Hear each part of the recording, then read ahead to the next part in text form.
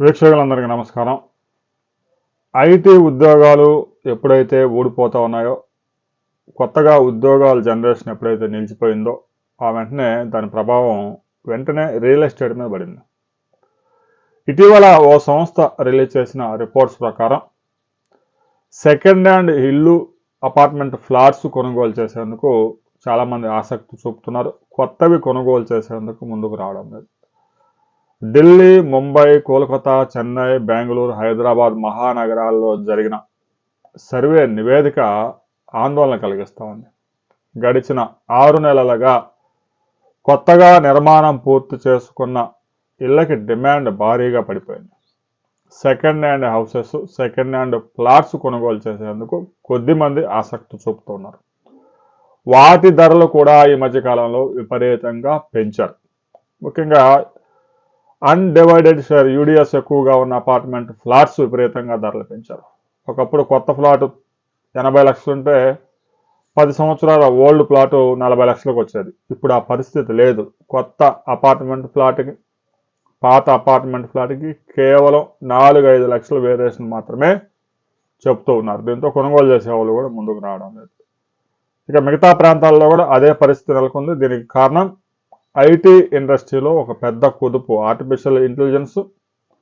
దీని కారణంగా ఉద్యోగాలన్నీ ఊడిపోవడం, కొత్తగా ఉద్యోగాలు కూడా పెద్దగా తీసుకోకపోవడం, సీనియారిటీ ఉన్న ఉద్యోగుల్ని సంస్థల నుంచి తొలగించడం, గూగుల్ లాంటి సంస్థ కూడా వేలాది మందిని తొలగించడం, మైక్రోసాఫ్ట్ ఇలాంటి సంస్థలు కూడా వేలాది మంది ఉద్యోగులను తొలగించడంతో ఐటీ రంగం ఇక ఉచ్చ స్థితి నుంచి దిగజారుతూ ఉంది.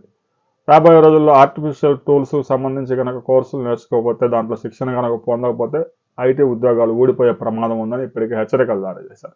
దీని ప్రభావం రియల్ ఎస్టేట్ మీద తీవ్రంగా పడింది. ఇక అమరావతి రాజధానిలో కూడా పెద్దగా కొనుగోళ్లు, అమ్మకాలు లేవు. రాజధాని కోర్ ఏరియాలో ఏదైతే 29 గ్రామాలు ప్లస్ మరలా 7 గ్రామాలు సెకండ్ ఫేజ్లో తీసుకున్న గ్రామాల్లో కూడా అమ్మేవారు, కొనేవాళ్ళు పెద్దగా లేరు. కానీ ధరలు అయితే ₹1 కూడా తగ్గలేదు. ఇక సమీప ప్రాంతాల్లో, అమరావతి రాజధాని సమీప ప్రాంతాల్లో, సిఆర్డీఏ పరిసర ప్రాంతాల్లో, ముఖ్యంగా కోర్ ఏరియా, రాజధాని కోర్ ఏరియా పరిసర ప్రాంతాల్లో కొత్తగా వెంచర్లకు అనుమతులు ఇవ్వడం లేదు.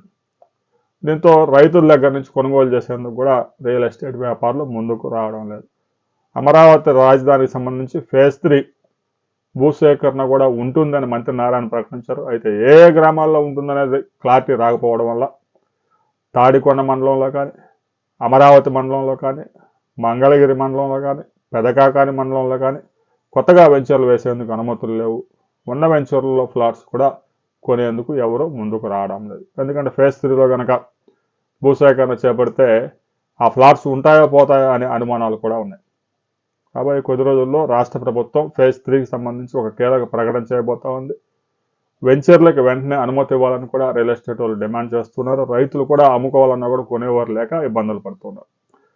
అమరావతి రాజధానిలో మీ గ్రామంలో గజం ధర ప్రస్తుతం ఎంత నడుస్తూ ఉంది అనేది ప్రతి ఒక్కరూ కామెంట్ చేయండి. చాలా ప్రాంతంలో 40,000 నుంచి 60,000 దాకా చెబుతూ ఉన్నారు. అయితే కొనుగోలు జరుగుతున్నాయా ట్రాన్సాక్షన్స్ అనే విషయంలో కూడా ప్రతి రైతు కామెంట్ చేయండి.